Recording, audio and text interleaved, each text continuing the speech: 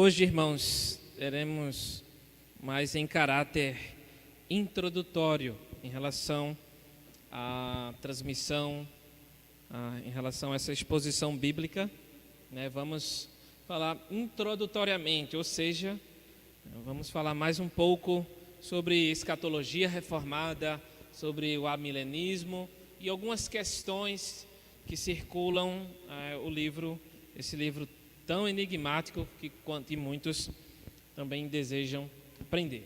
Bom, vamos ler aqui capítulo 1, verso do 1 ao 3, diz assim: Revelação de Jesus Cristo, que Deus lhe deu para mostrar aos seus servos as coisas que em breve devem acontecer, e que ele, enviando por intermédio do seu anjo, notificou ao seu servo João, o qual atestou a palavra de Deus e o testemunho de Jesus Cristo quanto a tudo o que viu. Bem-aventurados aqueles que leem e aqueles que ouvem as palavras da profecia e guardam as coisas nela escritas, pois o tempo está próximo. Bom, irmãos, antes de trazer uma introdução, um panorama sobre esse livro, eu quero falar um pouco sobre amilenismo, né? Os irmãos fiquem à vontade, tá? Para sinalizar e perguntar algo, tá certo? Nós estamos aqui também para aprender com os irmãos. Então, não hesite em estar sinalizando, né? Deixando aí a sua pergunta e depois aí o pessoal pode estar nos comunicando, tá certo? Bom, escatologia reformada. O que é escatologia, né? Escatologia é o estudo das últimas coisas. Escatom, que é o fim, né? O propósito, completude. E também logia, logos, palavra, estudo, né? O estudo das últimas coisas que estaremos aí aprofundando. E reformada, né? Nós aí que estamos no âmbito reformado, calvinista. Bom, o amilenismo, né, praticamente a maior parte, né, da escatologia reformada é puramente amilenista, né? Existem outras correntes como pré-milenismo, pós-milenismo, esses palavreados todos a gente vai entendendo ao longo dessa série, tá certo? A gente vai trabalhando em cima disso aí também. Bom, amilenismo, o que é? Essas questões aqui, esses 5 pontos que a gente vai tratar, é crucial, é muito importante para introduzir esse livro, porque a partir desses pontos que vamos trabalhar, é que vamos entender como é a abordagem do livro de Apocalipse, tá certo? Então, existem muitas loucuras por aí, as pessoas, se você digitar lá no Google, estudos do livro de Apocalipse, vai aparecer algumas seitas, algumas correntes aí bem loucas que tratam o livro assim bem mitologicamente, né? Muitas loucuras que a gente também verá, né, e comentará sobre isso ao longo dessa série. Bom, o amilenismo é o conceito pelo qual onde não há 1000 anos literais em Apocalipse 20. Porque o que acontece? As pessoas começam a ler Apocalipse, querer ver lá sobre os 1000 anos da igreja e tudo mais, aquele reinado lá de 1000 anos, né? Depois o diabo é preso, aquelas cadeias e correntes no abismo e tudo mais. E ali as pessoas vão direto para o capítulo 20. Nossa, vai ter 1000 anos aí para a igreja. Só que esquece que a literatura apocalíptica é puramente simbólica, né? Em muitos trechos bíblicos existe um simbolismo por trás dos números, por trás daquelas passagens. Às vezes, 2, 3 capítulos, né, de Apocalipse querem falar uma coisa só e a gente fica se perdendo em tantos detalhes que até não tem muita importância diante do significado geral, né? Às vezes as pessoas se perdem em tantos labirintos, vamos dizer assim. Bom, Não é 1000 anos literais, tá, em Apocalipse 20, porque é simplesmente simbólico. O milênio simboliza o reino inaugurado por Cristo na sua primeira vinda. Opa, olha aí, ó. O reino de Deus chegou até vós. Então Jesus fala que o reino chegou. Opa, então, e o texto também, alguns outros textos de Hebreus e Apocalipse diz que nós somos sacerdotes e somos um reino de sacerdotes. Por exemplo, 1 Pedro 2,9, né? Vós sois geração eleita, nação santa, sacerdócio real. Opa, sacerdócio real, ou seja, um reino de sacerdotes. Olha aí, ó.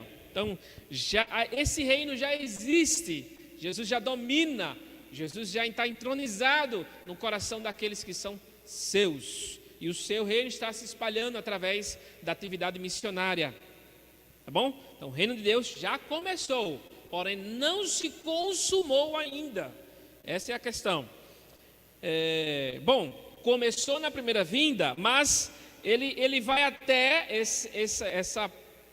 esse período a inauguração desse reino, vai até o surgimento do anticristo. O reino de Deus ainda prevalece, só que o anticristo é tratado em Apocalipse como uma das bestas, né, do capítulo 13, uma das bestas que sobe do mar ali, está ali o anticristo. E este milênio é do reinado de Cristo, que hoje reinamos juntamente com ele, até que todos os seus inimigos sejam postos debaixo de seus pés. Pois o poder lhe foi dado quando venceu na cruz e na ressurreição. Mateus 28:18 diz assim: é-me dado todo o poder no céu e na terra. Tá bom? Então, isso a gente vai estar comentando ao longo dessa série aí também. Então, alguns que tenham essas dúvidas sobre essas questões, podemos aí estar tirando na medida do possível, tá bom? Bom, vamos para os primeiros conceitos básicos do que é esse amilenismo, como trabalharemos esse livro de Apocalipse, qual é a linha de raciocínio que vamos seguir para entender essas questões, tá bom? Em primeiro lugar, abordagem histórico-redentiva, tá? É um tipo de teologia bíblica. Deixa eu traduzir aqui para alguns. A revelação de Deus, ela foi uma revelação progressiva, ela foi constante, ela foi cada vez Deus se mostrando, se revelando, tá? Na teologia do pacto, né, que nós estudamos, nós como reformados, teologia do pacto é que Deus fez um pacto com o homem no Éden, prossegue e renova esse pacto, Abraão, Moisés, Davi, e em Cristo uma nova aliança, um novo pacto, a partir do pacto que já existe, tá bom? Então, existe essa renovação do pacto. Essa abordagem histórico-redentiva é muito importante para entendermos Apocalipse, porque esse livro vai depender de todo o resto da Bíblia. Depende de todo o restante da Bíblia, ou seja, principalmente de alguns livros como Zacarias, Daniel, Isaías, Gênesis. Bom, então, muitas linguagens, figuras que vão aparecer em Apocalipse já foi retratado nas Escrituras, tá bom? Então, né, a história de Deus é uma só. Então, a Bíblia é uma história só, com várias ramificações, com uma linha só de pensamento, uma linha redentiva que Deus está ocasionando e controlando, guiando tudo. É como uma novela, como uma série. Lá o escritor já tem a novela pronta, né? O escritor da série, o diretor já tem tudo pronto. Ele sabe o início, meio e o fim, mas ele vai exibindo as cenas ao longo do tempo, né? e sempre causando aquela curiosidade, né? O suspense e tudo mais, né? Em cada parte, em cada capítulo. Ele é como se fosse um tipo dessa encenação. Tá? A Bíblia é uma história só, com essas partes aí que a gente pode estar trabalhando em cima, tá certo? Nessa questão toda, temos esse tipo de abordagem. Trabalharemos também sobre a linha, né, histórico-redentiva, que traz essa progressão, bem como a leitura. Por exemplo, na histórico-redentiva existe uma leitura e interpretação de significado dos autores, não pela nossa experiência e ideias pré-fixadas. Meus irmãos, muito cuidado, porque quando as pessoas vão para Apocalipse, já vai com o anjo da igreja em Esmirna, escreve: opa, isso aqui, ó, tá vendo? Era um anjo que estava naquela igreja lá, brilhando, cheio de luz, e ali o anjo foi repreendido, foi exaltado por Jesus e tal. A pessoa já abre em cima e já diz aquilo que já está sentindo, que já pensa. Não é bem assim, tá?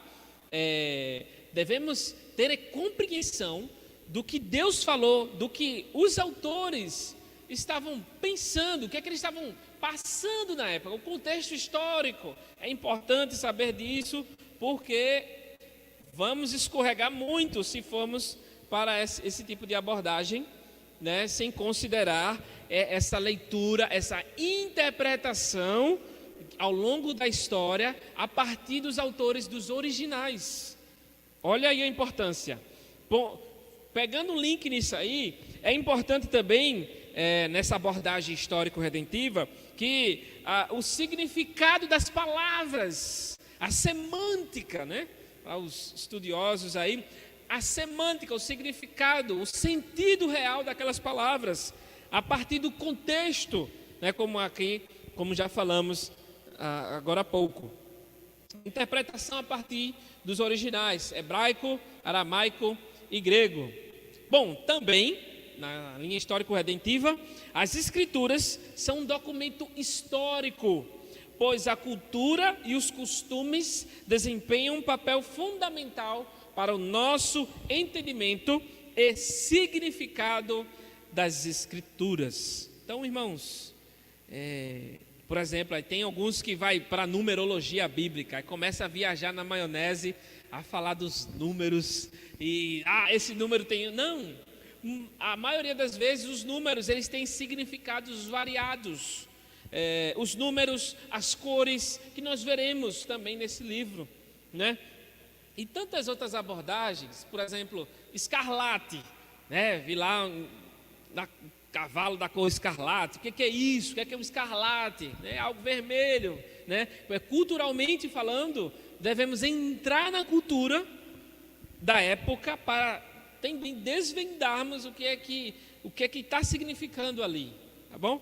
Então, lembrando que Apocalipse não é mistério, é revelação. Deus mostrando, a gente vai andar por isso aí também, tá bom? Bom, então essa é a abordagem histórico-redentiva, tá bom? Teremos esse trabalho, essa mente de que há uma só história, que devemos interpretá-la de acordo com os padrões da própria Bíblia, né? A Bíblia interpreta a Bíblia também, tá certo? Uma linha de raciocínio, uma história só, tá bom? Ela não entra em contradição. Em segundo lugar, né, o segundo ponto do amilenismo é filhos de Abraão. Isso é um assunto muito sério, tá? Que devemos tocar também, porque as pessoas, qualquer coisa que acontece em Israel, as pessoas já dizem: olha, Jesus está voltando, olha, tá vendo? As bombas lá estourando, as pessoas já acionam Israel, Jesus, batalha, Meguido, né? Essas coisas todas, né? A primeira coisa que as pessoas pensam, Israel, faixa de Gaza. Recentemente tivemos aí aqueles ataques, né? Que houve aí, graças a Deus, um cessar-fogo. Vamos comentar um pouco sobre isso. Filhos de Abraão, olhe que é muito sério. Nessa linha redentiva, nessa história de Deus, tá? Deus prometeu lá em Abraão, lá em Gênesis, que esmagaria a cabeça da serpente em Gênesis 3,15, tá? Então, Deus organiza tudo, prepara um povo a partir de um homem. Por aí, né? Mas Deus já havia salvado pessoas, Deus já havia eleito pessoas antes de Abraão. Enoque foi levado, Noé e sua família, né, foi salvo ali no meio da água e consequentemente eles serviam ao Senhor. Enfim, Abel e tantos outros que a Bíblia descreve como pessoas que eram do Senhor, que eram eleitos do Senhor. Então, Deus não dependia de Abraão em si, mas Abraão é uma figura importante no pacto, né? Deus, a primeira pessoa a ser o alvo de renovação do pacto é Abraão, né? Então, bom, a história de Abraão eu não preciso falar aqui, tá certo? É uma história muito longa, mas filhos de Abraão, vamos entender isso, são aqueles que estão unidos a Cristo pela fé.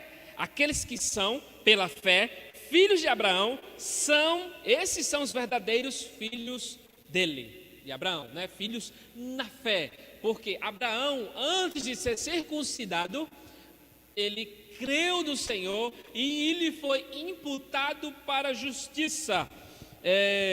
Alguns pontos de que cremos que nós, os que estão em Cristo, no Antigo Testamento, tá? Vamos olhar assim, né? Jesus é o ponto central. No Antigo Testamento, os heróis da fé, os antigos, eles olhavam para frente. E nós olhamos para trás. Ou seja, Cristo, né, aquele ato histórico de salvação, de cruz. Os antigos criam na promessa que ele viria salvar. E ali foram salvos. E nós cremos que ele veio. Nós estamos no futuro, nos últimos dias, certo? Então é por aí. A verdadeira circuncisão, um dos pontos é do coração.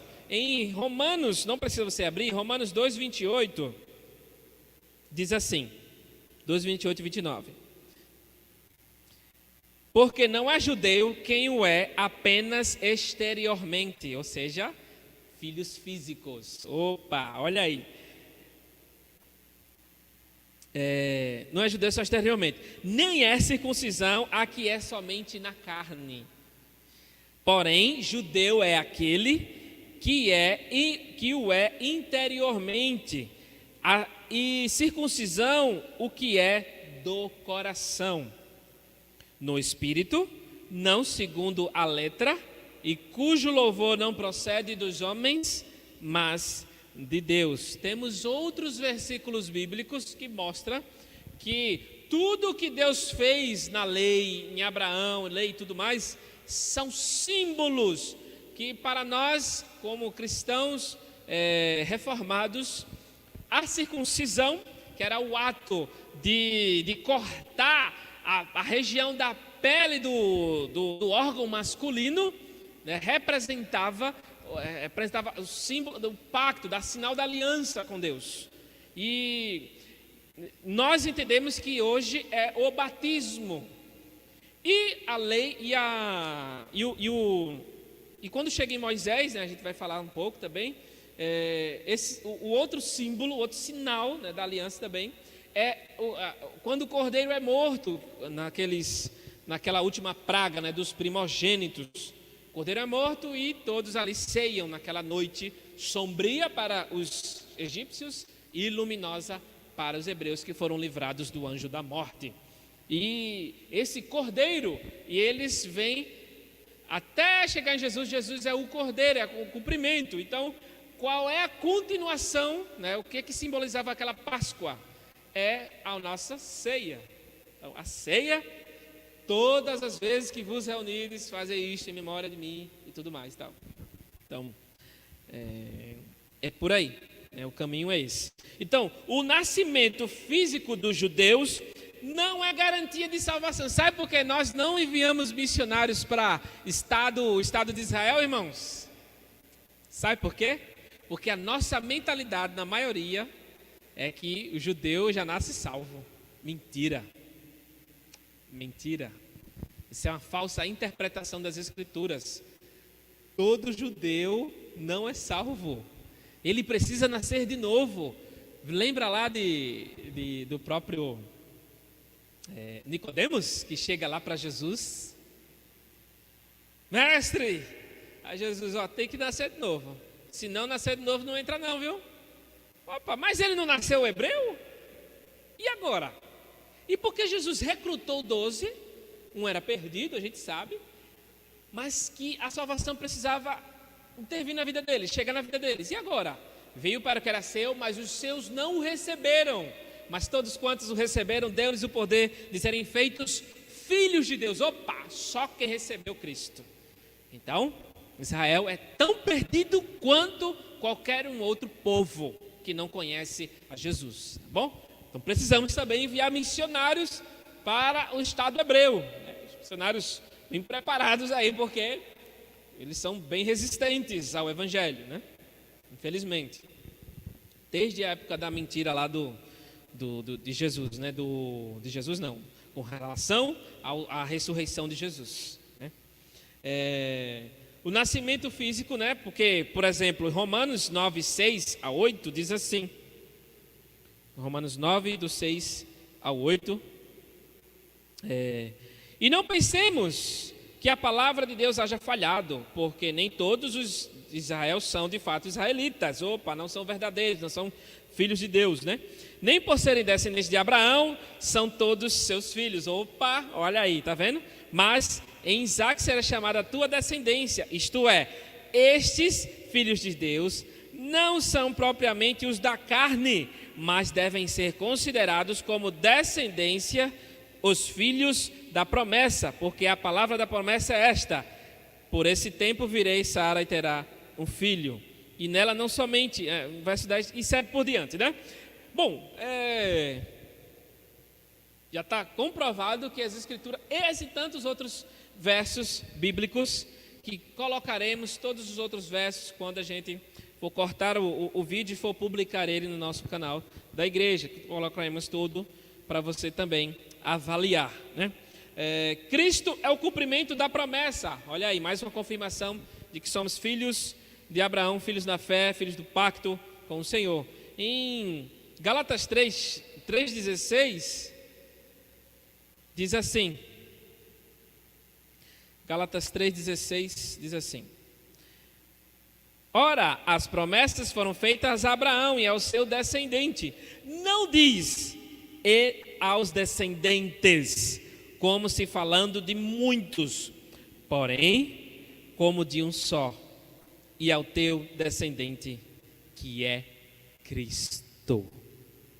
E ao teu descendente, que é Cristo. Ou seja, a promessa é para quem? Os filhos de Abraão são não nascidos na carne em si, mas aqueles que abraçaram a promessa. Lembra de Ruth, né, que casou com Boaz? Lembra de Raabe, que acolheu os espias? Ela está na lista lá, viu? Na lista lá de quem era pessoas que não eram judias, não era do povo de Israel, e era uma pessoa alcançada pelo Senhor, né? E nem todo israelita na época não era salvo. Bom, o cumprimento da promessa será a cidade eterna, não é eterna ou temporal. Filhos espirituais de Abraão, o cumprimento da promessa será a cidade eterna, não a temporal. Bom, Hebreus, eu gosto mais dessa passagem bíblica, porque mostra que o que Deus prometeu na terra prometida não era somente a terra prometida em si, eles já conquistaram, a promessa já foi cumprida. As promessas na Bíblia, elas às vezes têm estágios, ela tem renovações, ela tem significados ao longo da história, né? Nós vamos falar sobre isso também ao decorrer desses estudos. A promessa, ela tem estágios, então ela teve um cumprimento terreno, mas agora ela tem um cumprimento celestial. Vamos, que a terra prometida, né, quando Israel voltou lá, depois da Segunda Guerra Mundial, e se formou o Estado de Israel e tal, as pessoas, isso é a Bíblia se cumprindo e tudo mais. Não, eles já tinham ocupado a terra, já tinha cumprido já, tá certo? Quando Josué entrou, foi um cumprimento, tá certo? De que a sua descendência iria, mas a verdadeira possessão é essa aqui, ó. Hebreus capítulo 11, versos do 8 ao 16, mas vamos ler somente alguns versículos que diz assim: pela fé, Abraão, quando chamado, obedeceu, a fim de ir para um lugar que devia receber por herança, e partiu sem saber aonde ia. Pela fé peregrinou na terra da promessa, como em terra alheia, como se não fosse dele, habitando em tendas com Isaque e Jacó, herdeiros com ele da mesma promessa. Olha aí, a promessa. Porque aguardava o quê?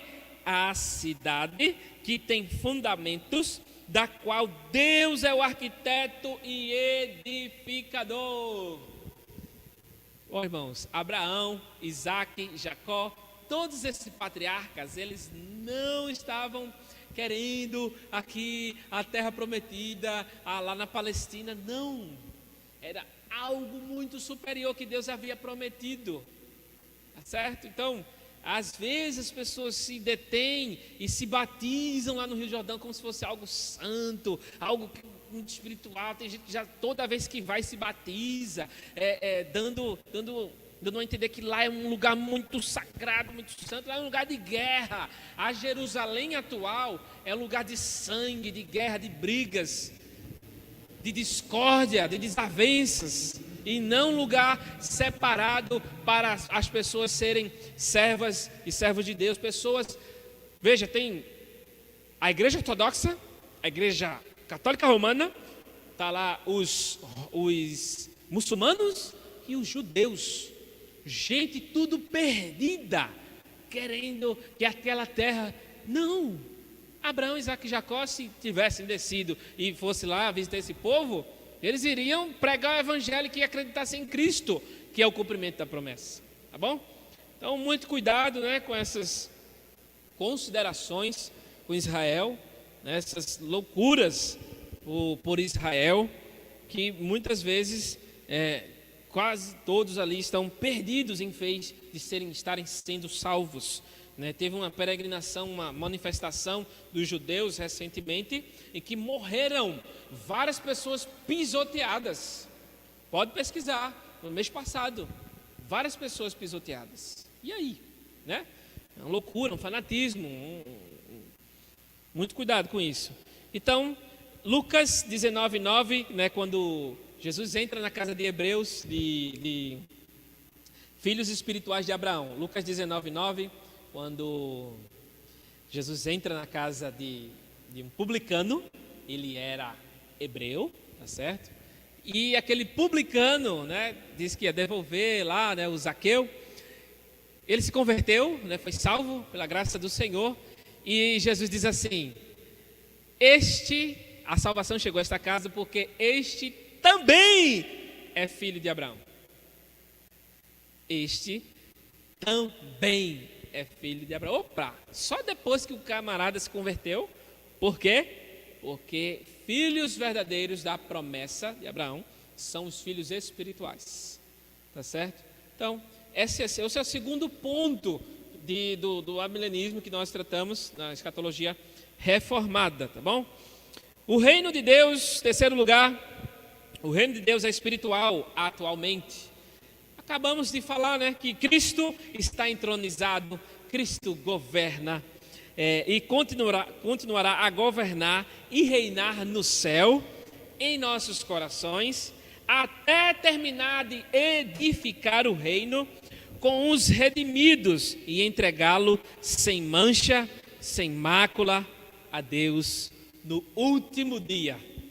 Temos muitas passagens bíblicas e em breve, né, vou estar também dispondo essa apostila, esse material que está sendo também montado ao longo desses estudos, tá bom? Que sempre a gente está editando, colocando, acrescentando informações úteis para esse tipo de abordagem, tá bom? Todo o poder lhe foi dado, né? O reino de Deus é espiritual atualmente. Por exemplo, né? Jesus diz em Mateus 28:18, todo o poder lhe foi dado. Hebreus capítulo 2, verso 8 também diz, né, que Hebreus 2:8 diz assim: todas as coisas sujeitaste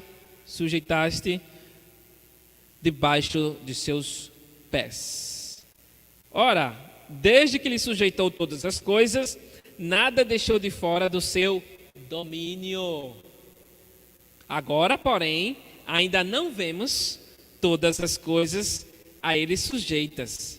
Vemos, todavia, verso 9, aquele que, por um pouco, tendo sido feito menor que os anjos, Jesus, por causa do sofrimento da morte, foi coroado de glória e de honra, para que, pela graça de Deus, provasse a morte por todo homem. Porque convinha que aquele, verso 10, que aquele por cuja causa e por quem todas as coisas existem, conduzindo muitos filhos à glória, aperfeiçoasse por meio do sofrimento o autor da salvação deles. Então, esses e outros textos confirmam que Jesus, ele recebeu todo esse poder, todo esse domínio, porém é o já e o ainda não. Vamos repetir essa expressão ao longo desses estudos também. Já, o reino de Deus já está presente. A vida eterna nós já recebemos. Quando a gente diz a gente vai ter a vida eterna, não. Crentes em Cristo Jesus, salvos pela graça, já têm a vida eterna. Bom, então ela já começou. Ela é o já, mas ainda não. Vai se concretizar, vai se completar no fim, no último dia, né? Nos últimos dias nós já estamos, né? Depois que Jesus subiu aos céus, se contabilizou a descida do Espírito Santo, começou aí os últimos dias. Bom, o reino de Deus é espiritual. Como já informei no início, somos um reino de sacerdotes. Apocalipse 1:6, né, vai falar também sobre isso, que os fizeste como um reino de sacerdotes. 1 Pedro 2:9 e Romanos 16:20. Eu vou abrir aqui em Romanos 16:20, que diz assim: e o Deus de paz, em breve, esmagará debaixo dos vossos pés a Satanás. A graça de nosso Senhor Jesus Cristo seja convosco. Opa, ele diz aqui, ó, em breve, Deus de paz, debaixo de quem? De seus pés. Mas o texto lá não diz que Satanás vai ser esmagado, né? O Senhor ia esmagar a cabeça da serpente. Ele já esmagou, já derrotou na cruz. Mas agora ele vai derrotar de vez, destruir, né? O lago de fogo e tal, lá no Apocalipse, lá para o capítulo 20, que nós veremos isso, tá? Debaixo dos nossos pés, né? Debaixo dos pés da sua igreja, né? Que estará aí junto com ele, reinando plenamente, né? Nós já reinamos, mas ainda não totalmente, né? Já e ainda não.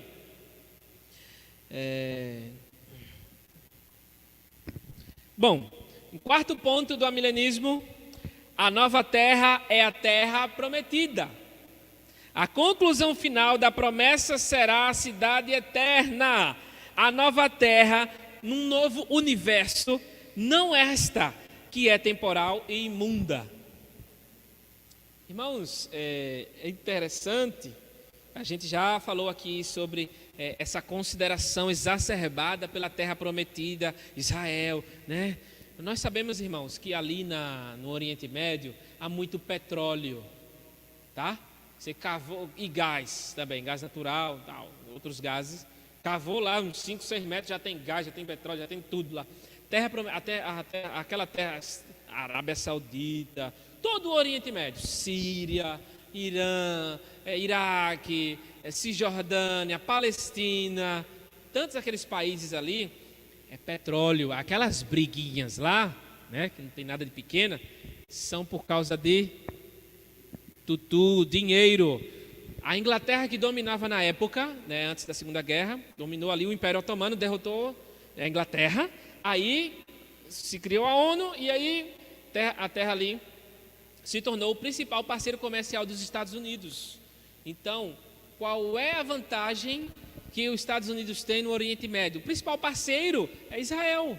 Então, tendo aquela terra ali como parceria, então tenha lucro também para eles, certo? Então, cuidado, né, em pensar que é por causa de, né, Alguma coisa assim santa, que Jesus e tal.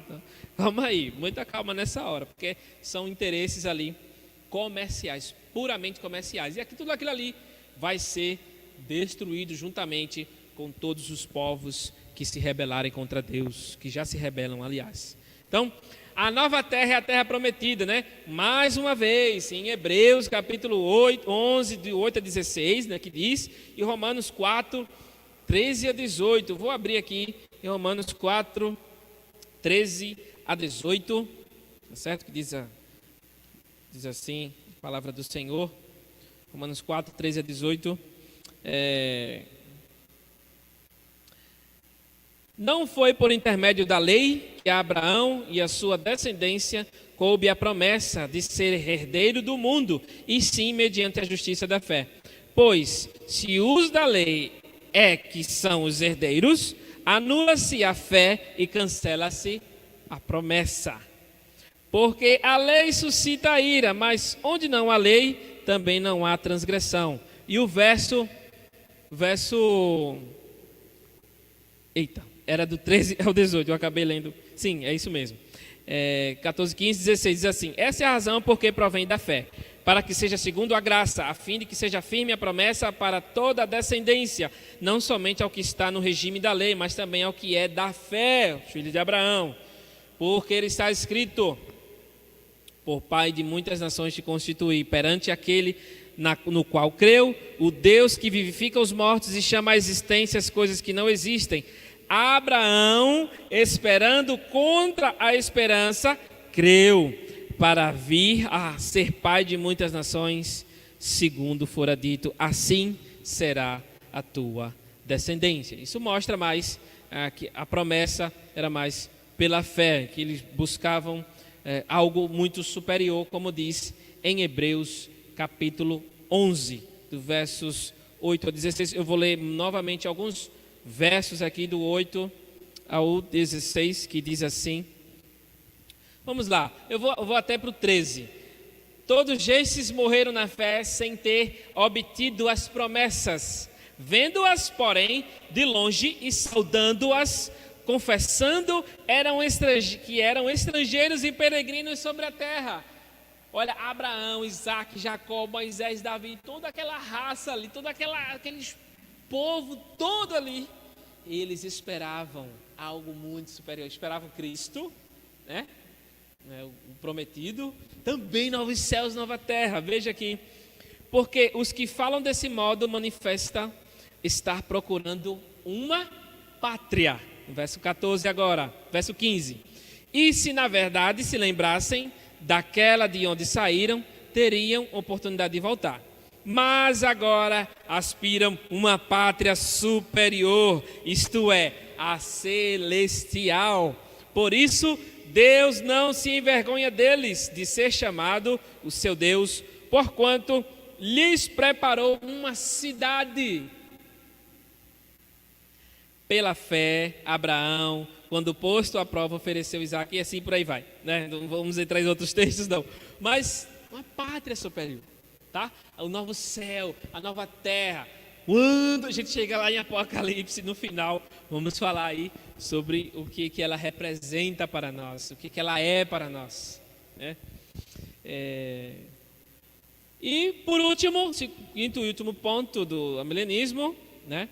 É a segunda vinda de Cristo. Jesus vem para salvar os seus eleitos e condenar, destruir os perversos. Ele não virá para dar uma chance a outros, não virá 3 vezes, né? Mas finalizará tudo com esta última vinda e destruirá todos os desobedientes e infiéis, lançando-os no lago de fogo juntamente com o diabo, Satanás e seus anjos. Bom, irmãos, temos muitos textos bíblicos que confirmam isso, tá? A nossa linha de pensamento, de interpretação, ela não vai em momento algum contra as Escrituras, porque se eu digo que Jesus vem, ele arrebata, né? Feito os filmes lá, os filmes que retratam aí as novelas, né? que retratam que Jesus vem uma vez, aí depois tem guerra, o anticristo se levanta, a grande tribulação, aí depois Jesus vem de novo, aí ele leva aquele restante, e depois Jesus vem de novo para também levar, destruir os ímpios. Pelo amor de Deus, né? Vamos ser coerentes. Jesus disse que só vem uma vez só, e disse no Evangelho de João: eu o ressuscitarei no último dia, eu o ressuscitarei no último dia. Daniel diz que haverão duas ressurreições, um dos ímpios e um dos justos. O último dia é o último dia da humanidade, é um dia de glória para os eleitos, para os servos de Deus, e um dia de lamento para os perdidos, tá bom? Daniel 12:2, João 5, 28 e 29, Atos 17, 31 e Atos 24, 15. Todos esses textos falam desse dia glorioso, dessa ressurreição, e Cristo destruirá as nações, como diz em Sofonias, capítulo 3, versículo 8, anote aí, Sofonias, sigla SF, profeta menor da Bíblia, capítulo 3, verso 8, em Sofonias, vou abrir aqui em Sofonias, profeta do Antigo Testamento, capítulo 3, verso 8 de Sofonias diz assim: esperai-me, pois, a mim, diz o Senhor, no dia em que eu me levantar para o despojo, porque a minha resolução é ajuntar as nações e congregar os reinos, para sobre eles fazer cair a minha maldição e todo o furor da minha ira, pois toda esta terra será devorada pelo fogo do meu zelo. Então tem outros textos aqui de Sofonias, né, se você quiser lê-lo. Esse livro é muito pequeno, tem apenas 3 capítulos, né, em 10 minutos você lê. E falam de textos terríveis do que vai acontecer no dia do Senhor. É um dia de glória, mas também um dia de perdição para os ímpios, né? Então, irmãos, nós tratamos aqui, né, sobre o amilenismo, né? Primeiro, abordagem histórico-redentiva. A história de Deus é uma só, tá? E seguimos numa linha só. Segundo, filhos de Abraão. Nós somos filhos espirituais de Abraão, né, pela fé em Cristo Jesus. Os que são filhos físicos não são salvos, os israelenses não são pessoas salvas. Sem Jesus, está perdido. O reino de Deus é espiritual atualmente, né? O reino de Deus é espiritual, o domínio de Deus em nossos corações. A nova terra é a terra prometida, né? Nós aguardamos aí uma pátria superior. Eu amo demais a minha pátria, amo demais meu Pernambuco, amo demais meu Recife, né?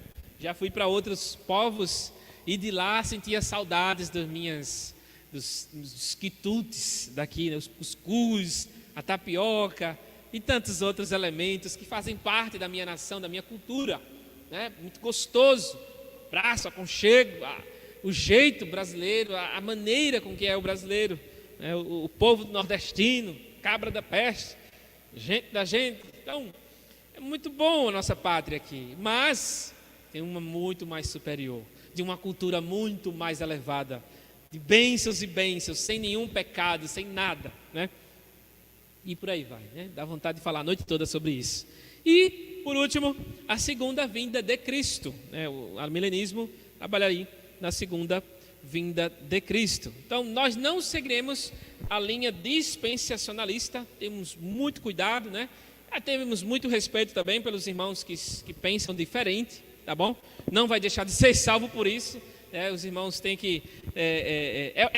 os últimos dias, queridos, são interpretados de variadas maneiras. Então, a gente não pode estar se perdendo, né, em debates intermináveis, né, sobre essas questões. O dispensacionalismo era aquela linha teológica, né, o dispensacionalismo clássico, histórico, que tratam aí das 7 dispensações, e estamos agora na era da igreja, e cada dispensação tem um significado, uma renovação e tal.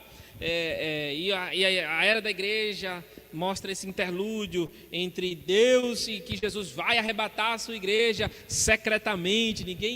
As pessoas vão sumir, feito aqueles filmes Deixados para Trás, né? 1, 2, 3, as pessoas lá entram em desespero, aquela coisa toda. Deixados para Trás é dispensacionalista. Se você assistir o filme, você vê lá, é bem uma coisa assim, umas sequências criadas, né, a partir do que a pessoa viu na Bíblia, não sei como, mas está lá, né? As pessoas estão inventando aí as histórias como naquele momento lá.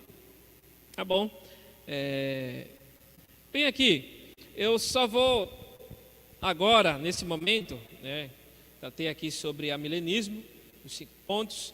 Vamos trabalhar um pouco na introdução do que como trabalharemos, quais os significados, como é que estudaremos esse livro, tá bom? Então, queridos, o livro mais temido, vamos entrar aqui em Apocalipse agora, né? O livro mais temido pelas pessoas em geral é o Apocalipse, porque se popularizou erroneamente como o livro do fim. Grandes catástrofes, terremotos, tem até músicas, né? Tem uma música lá se eu não me engano, é Damares, né? Mas no Apocalipse, né? O magma vai fazer não sei o quê, o terremotos, vulcões e tal, não sei o quê. Você disse não, no texto não está dizendo nada disso não, viu? Isso é suposição, são imaginações que estão no coração das pessoas, né? Pode ver que os filmes, todo filme, eu ultimamente tenho assistido os filmes que falam de fim do mundo, né? De filmes apocalípticos, né? Presságio, 2012, tantos outros filmes, né, que tem aí sobre fim do mundo. As pessoas acreditam que vão conseguir escapar, né, de alguma coisa assim. Aí vem um meteoro e cai, inunda tudo. Aí as pessoas se escondem debaixo da terra. Tem vários filmes, muitos filmes. Por quê? O que acontece? Não é por causa do livro de Apocalipse em si, irmãos. É também porque há uma consciência universal de que essa vida terá um fim. Há uma consciência que existe uma salvação.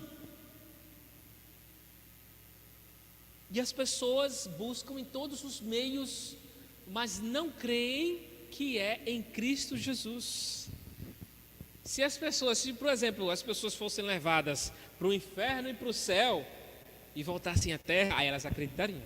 Vai acontecer mesmo. Olha, mas não, tem que não ver para crer, né? Então, é por aí. Normalmente este livro é retratado em diversas formas daí, né? Como a gente já falou, nos teatros, nas músicas, novelas. As pessoas, até crentes, pastores, líderes, outros, têm medo até de expor Apocalipse. Algumas pessoas, eu até perguntei da igreja, não foi, João Batista, né? Sobre se as pessoas têm medo. Eu falei assim, novo convertido, né, geralmente tem medo, né, do Apocalipse. Imagina aquelas últimas coisas, aquelas destruição. Aí acho que a menina aqui disse que não é só novo convertido, não. Gente velha também, gente antiga também, gente crente velha também. Mas é verdade, as pessoas têm muito medo, né? Porque não entendem que os símbolos representam algo diferenciado nas Escrituras, tá bom? Então a imaginação das pessoas vão a mil. Você assiste um filme de terror, vê lá aqueles demônios lá, aquelas coisas lá, imagina que o demônio é daquele jeito, né? Aí já diz que, né? Enfim, tantas coisas que as pessoas acabam viajando demais, né? Fascínio, sabe? Bom, esse livro, ele retrata de uma revelação, tá? Apocalipse significa literalmente revelação. Porque o texto diz aqui, revelação de Jesus Cristo. Ou seja, quando a gente chega lá em inglês, né, o título do livro é Revelation. Em espanhol, Revelación. E só em português que está Apocalipse.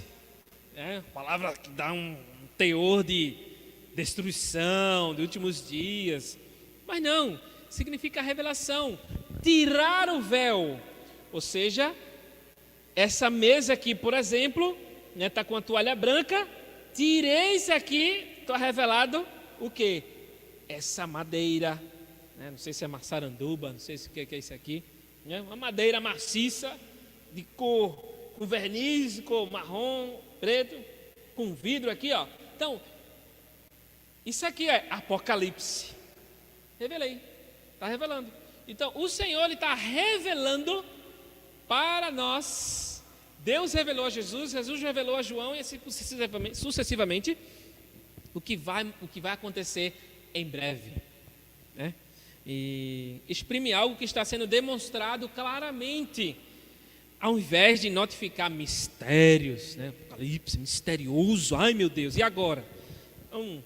É um livro com um estilo literário próprio. Eu não tenho como ler Apocalipse como eu leio Romanos, Coríntios, Gálatas, Evangelhos e tudo mais. Não é.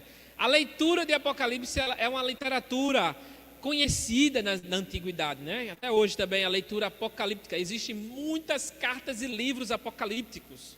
Muitos mesmo, Apocalipse de Judas, Apocalipse de Pedro, Apocalipse de Tomé, Apocalipse de não sei quem, tantos apocalipses e falsos escritos, né? E nós chamamos na história de pseudepígrafes, né? Falsos escritos, ou não canônicos, né? Que não entraram nas escrituras por causa das muitas contradições. E esse estilo apocalíptico, não existe outro livro na Bíblia que seja todo apocalíptico, como Apocalipse. Mas existem porções da Bíblia, tá? Por exemplo, Daniel. Estava meditando no livro de Daniel. Daniel, do capítulo 7 até o 12, até o final, ele é apocalíptico. Por quê? Ele está tendo visões e significados. Aí pede um anjo, diz aí o que está significando isso. Também passearemos pelo livro de Daniel, tá bom? Também Apocalipse tem outros estilos, tem embutidos nele, tem outros dois estilos literários, que é profético e também histórico. Mas vamos trabalhar isso depois. Apocalipse tem uma forma própria, tá certo? Alguns trechos bíblicos que revelam esse estilo literário de escrever Apocalipse. Por que é importante o estilo literário? Existem vários estilos literários, né? O estilo poético. Imagine se a gente lê uma poesia hebraica. Os salmos, por exemplo, não tem rima, não tem nada. Lâmpada para os meus pés e a tua palavra e luz para o meu caminho. Não devia a última palavra combinar com a do meio? Né? O poético hebraico, quando sofre traduções, né, são diferentes. Então, a poesia hebraica, por exemplo, né, o estilo dos salmos. Eu não vou interpretar salmos, ler salmo como eu leio as cartas de Paulo. Diferente. Né? O estilo literário é outro. Né? Cantares e Eclesiastes. O estilo literário ali bem diferente também, é poético.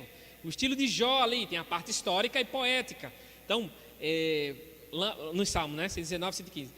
Lâmpada para os meus pés e a tua palavra e luz para o meu caminho. Ou seja, é um paralelismo. Ele está dizendo a mesma coisa com duas frases, né?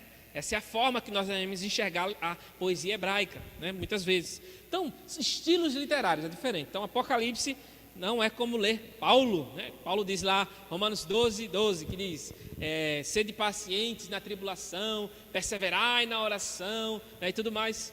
Sim, é claro, né? É muito claro para mim isso. Eu preciso ser paciente nas lutas, preciso orar, né? Orar fervorosamente, perseverantemente. Eu preciso alegrar-se na esperança da volta de Jesus, né, que o texto diz. É muito fácil, né? Qualquer um dos irmãos estão aptos, tá? Mas Apocalipse é um pouco diferenciado. Muitos quebraram a cabeça ao longo do tempo e a partir de Apocalipse surgiram muitas seitas.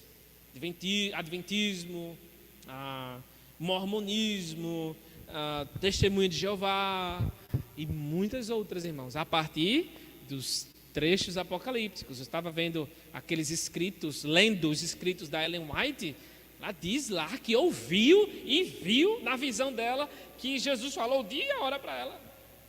Meu Deus do céu. E as pessoas seguem essas doutrinas, essas loucuras ao longo do tempo para ter alguma curiosidade. Eu quero saber logo o fim dos tempos. Loucura, irmãos. Temos que ter muito cuidado. Apocalipse, portanto, tem 3 estilos literários, né? O histórico, profético e apocalíptico, tendo como principal que rege todo o livro o estilo apocalíptico. Ele fala de profecias e tem uma abordagem histórica, né? Capítulo 1, 2 e 3 é histórico, né? Existiu aquelas igrejas e tudo mais, tá certo? Então, Apocalipse se centraliza em quem? Em Deus. Veja as expressões: aquele que é, que era e que há de vir. Eu sou o Alfa e o Ômega, Senhor Deus Todo-Poderoso. Então são expressões que revelam essa centralidade na soberania de Deus. A doutrina da soberania de Deus ganha o destaque em todo o livro, pelo termo trono também. Aparece em trono cerca de 46 vezes em Apocalipse. A palavra trono, o símbolo do trono em Apocalipse é símbolo de poder, de majestade. A gente vai ver ao longo do livro que pode ser que a gente se frustre lá no céu e chegar, eita, cadê o trono? Pode ser que não exista. Por quê? A terminologia trono, né, é para designar algo soberano, superior, majestade, tá? Aquele que governa. Pode ser que alguns tenham essa frustração aí de procurar o trono na cara do trono. Poxa, queria ver o trono branco lá, né? Mas tem uns significados aí. Bom, e vou falar aqui mais um pouco, tá? Temos alguns minutos ainda. Bom, Apocalipse, esse é muito importante.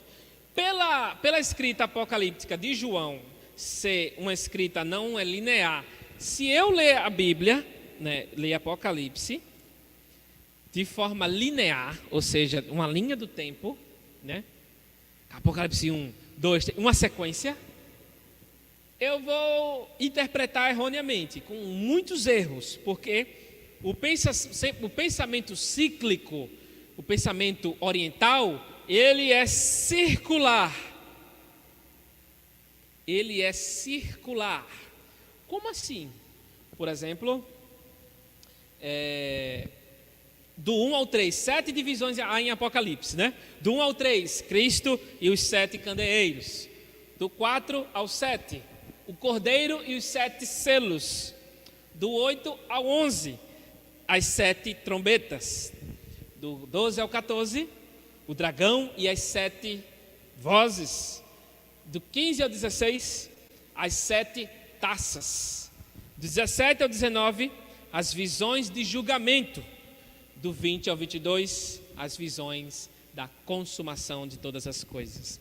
Bom, como assim pensamento cíclico? Como assim? Ao tudo que nós vemos em Apocalipse, as coisas vão se repetindo. Irmãos, você já leu Gênesis 1 e 2, tá certo? Não há uma sequência cronológica ali. Ele faz tudo no capítulo 1, né? Céus e a terra e tudo mais. Chega no homem e na mulher, eles já se casam. Deus abençoou, ele disse, né? Por aí. Quando a gente vai para o capítulo 2, ele não dá sequência. Ele fala a mesma coisa. Só que não como um papagaio, mas de maneira diferente. Se a gente ver capítulo 2 de Gênesis, vai estar lá que Deus criou a relva e as coisas, e não havia chuva, e Deus decidiu, façamos o homem. Deus fez o homem primeiro, ele vai lá e tal, e também a mulher. Deus diz para o homem primeiro, escolhe o nome dos animais, dá lhe dá ordem, né, sobre de toda a árvore do jardim comerás livremente e tal. O jardim do Éden fala dos rios, o jardim do Éden também da mulher que foi criada ali, formada. Adão, né, tem aquele sono profundo, Deus faz aquela cirurgia e ali forma uma mulher e tudo mais, e eles casam novamente. Parece que Adão casou 2 vezes, né, no mesmo dia. Casou 2 vezes. Não, é o estilo cíclico. Ele vai mostrando uma coisa, ele repete de outra forma, tá? Então, temos que também ler a Bíblia dessa forma também. Nós temos que se interessar por isso, nesse pensamento cíclico, né, na mentalidade. Por que pensamento cíclico? Por exemplo, o tempo, né? O tempo ele sempre está indo e voltando. A Terra está circulando. A Terra está circulando em torno do Sol. As 4 estações se repetem. Mas se repetem do mesmo jeito? Não. Diferente. Todo ano é diferente. Tudo é diferente. Vê esse ano, aqui em Recife, né? Choveu bastante. Numa época que não era de chuva. Março, abril, lá. Tome chuva. E agora junho está chovendo pouco, né? A gente esperava que junho, né? Mês do São João, aqui no Recife, Nordeste, Brasil. Chove muito, né? Apaga lá as fogueiras. Mas, veja, pensamento cíclico, né? Diferente, todo ano, como a Terra gira, como o tempo acontece, né? E por aí. As estações e tudo mais. Por exemplo, os 10 mandamentos. Quer dizer, Êxodo capítulo 20, Deus fala lá os 10 mandamentos. Quando você vai ler o resto de Êxodo, Levítico, Números e Deuteronômio, é a mesma coisa dos 10 mandamentos. Você sabia disso? Mesma coisa. Porque todos aquele sistema lá, moral,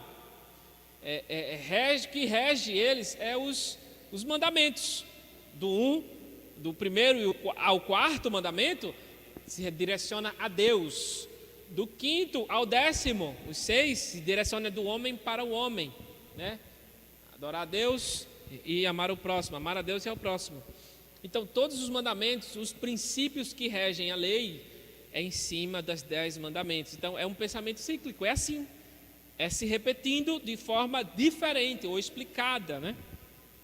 Tá? Então, esse estilo apocalíptico, da mentalidade de João que escreveu. Agora, se fosse eu, Eurico Lopes, do século 21, olha que privilégio, já pensasse, eu poder ter essa visão toda, de escrever, eu não iria escrever desse jeito, porque a minha mentalidade é outra, é linear, ou seja, eu não iria escrever como João, eu escrevia uma sequência bem direitinha, bem metódica, né? Sou bem metódico nessa sequência, né? Então é um pouco difícil a gente se acostumar com esse tipo de abordagem, de linguagem, mas pela graça de Deus o Senhor nos dá a entender. Bom, aqui Apocalipse também tem seus eventos centrais, no passado, no presente e no futuro. Irmãos, olha aqui, esse livro, ele não só fala do futuro, do último dia, do julgamento, e a besta, e que não sei o quê. As pessoas só focalizam naqueles acontecimentos de anticristo e tudo mais. O fator central de Apocalipse está passado, presente e futuro. No passado é o nascimento, a vida, morte e ressurreição, ascensão e glorificação de Jesus.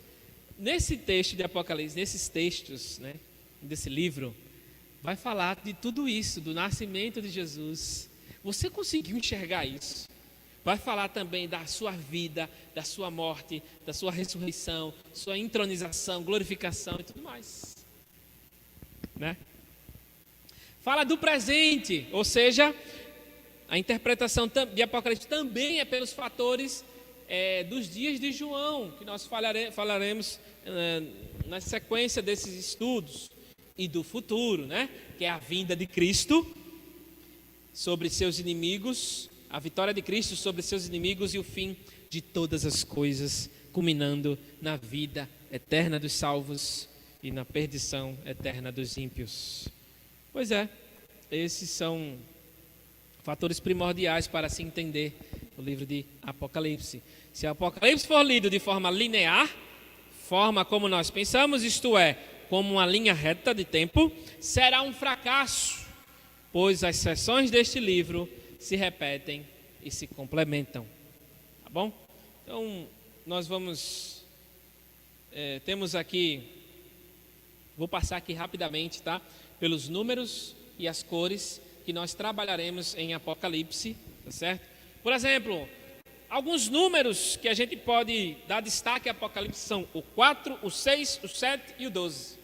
Mas outros números aparecem, tá certo? Porém, desses números aqui, todos os outros são derivados, tá? O 4, por exemplo, se refere à criação divina, como é evidente à luz das 4 direções dos ventos e as 4 estações do ano. Tá? Então, na terra, por exemplo, não haverá, no céu, né, não haverá nem choro, nem ódio, nem rancor, nem clamor, né?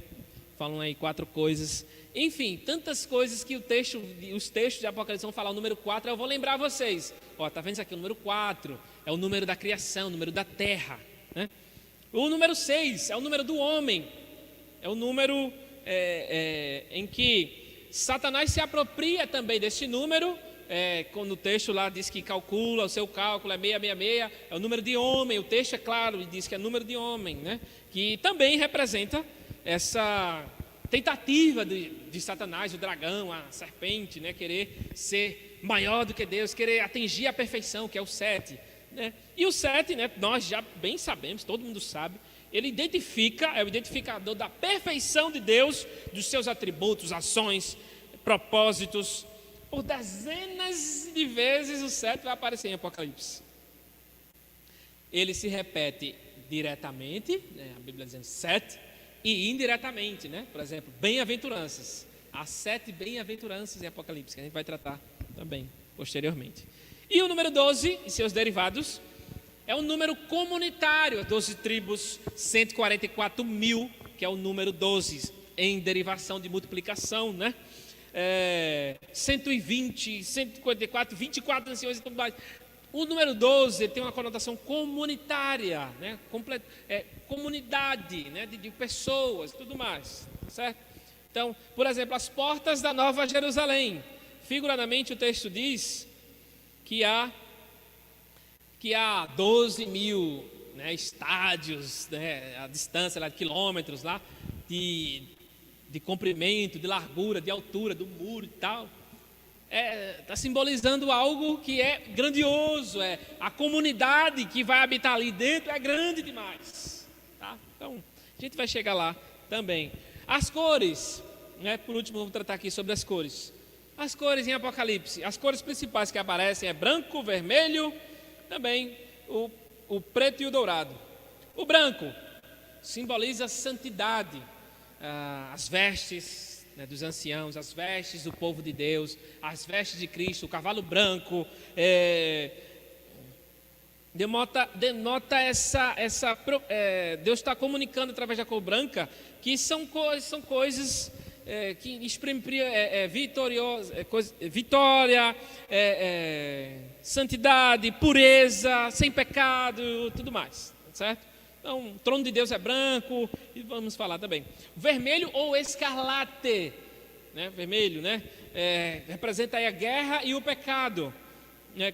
Como é evidente do sangue derramado sobre a terra, quando o cativeiro que monta o cavalo vermelho brande sua grande espada. O dragão vermelho se prepara para matar o menino ao nascer e deflagra guerra contra o arcanjo Miguel e seus anjos e tudo mais, né? O vermelho do pecado, da guerra e tudo mais, né? O vermelho tem esse símbolo estrondoso em Apocalipse. O preto, a negrura das trevas, né? O preto é trevas e também representa algo sofrimento, como a fome, né? O preto retrata a fome, como ilustra pelo preço do alimento tão inflacionado, né? Um dos textos de Apocalipse diz assim: 1 quilo de trigo por 1 denário, e 3 quilos de cevada por 1 denário, e não danifiques o azeite e o vinho, né? A gente vai chegar lá quando estivermos trabalhando isso aí. Significa também trevas, por exemplo, quando o sol deixa de brilhar e deixem de emitir luz, ou seja, as trevas, a escuridão. Por fim, queridos, qual é a nossa motivação? Vamos finalizar aqui. Em estudar Apocalipse, preste bem atenção.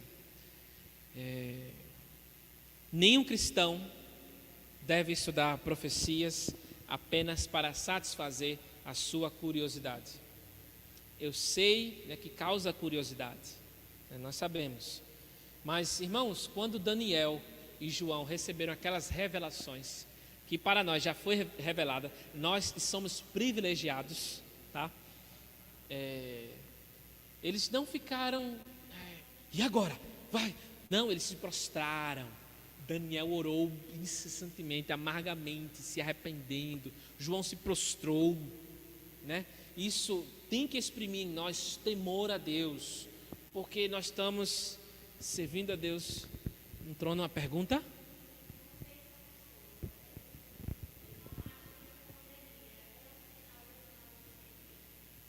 Bom, vamos chegar aí. Deixa eu só falar aqui rapidinho. Vou responder a pergunta da Conceição. Então, é um livro escrito para pessoas em situação de perigo, né, na época que a gente vai trabalhar também. Mostrando que há um rei soberano que é muito mais elevado do que os poderosos desta era, e que há uma vitória garantida e a recompensa esperada. Glória a Deus, né?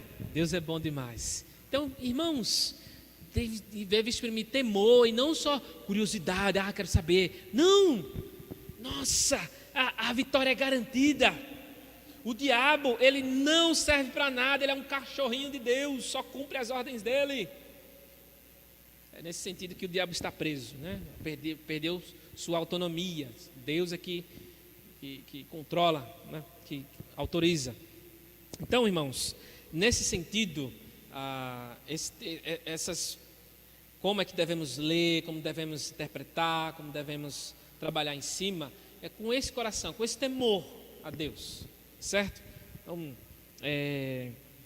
sim, respondendo a pergunta da Conceição, não foi isso? Bom, querida Conceição, minha irmã, e sim, é sinal de que Jesus está voltando, tá bom? Epidemias, pandemias, tudo mais, tantos outros sinais, terremotos, tantas outras coisas, sinalizam que, o rei está vindo. Meus irmãos, é interessante frisar o seguinte, que desde a época que Jesus veio, está tendo terremotos, erupções vulcânicas, sinais nos céus, tantas coisas, pandemias, epidemias. Todo o tempo sempre houve epidemias. Epidemia é localizada naquele continente, naquele país, né? Tivemos o ebola, tivemos gripe aviária, gripe do frango, gripe suína, epidemias localizadas, né? AIDS, né? A AIDS é uma epidemia, né? Que se alastra ao longo dos contatos com as pessoas.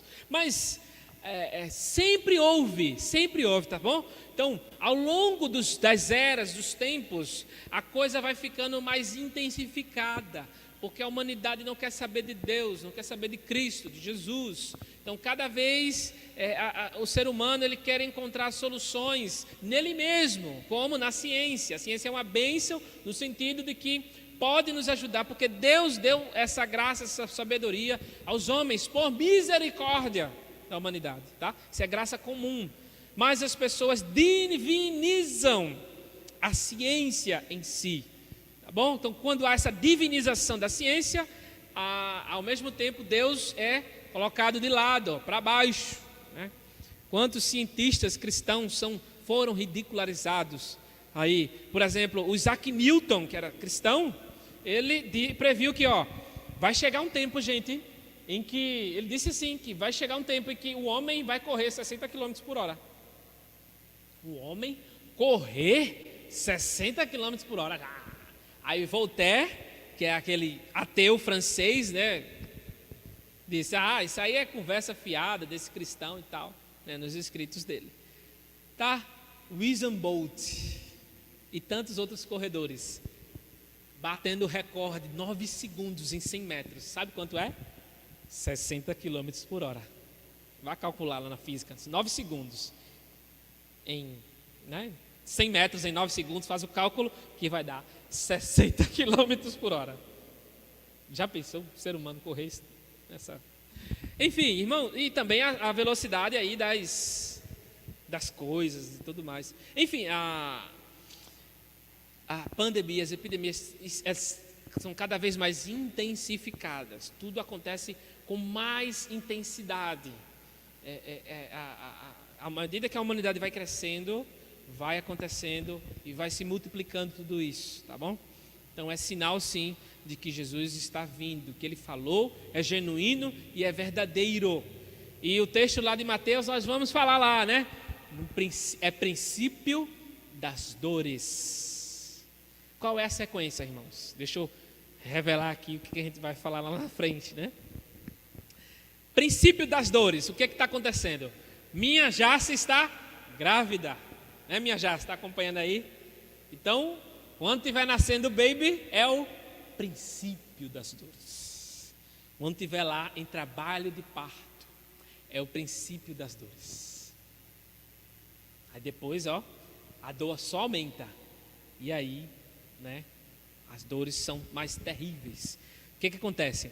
Princípio das dores é essa: epidemias, guerras, falsos profetas e tudo mais. Se tem de falsos profetas por aí, eu estou adiantando aqui, mas a gente vai falar mais nos próximos estudos. Então, queridos,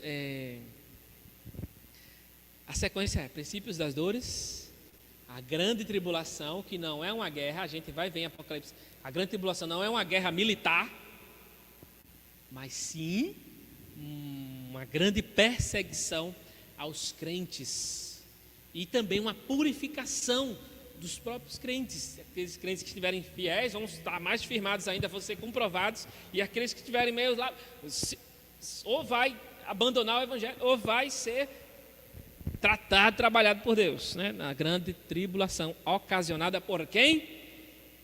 Por o anticristo.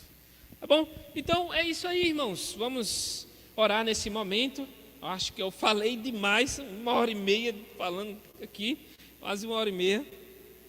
Mas estaremos dispondo, né, em breve, à medida que vamos avançando os estudos, vamos dispor para os irmãos também, né, pode solicitar aí o pessoal aí da transmissão da nossa igreja,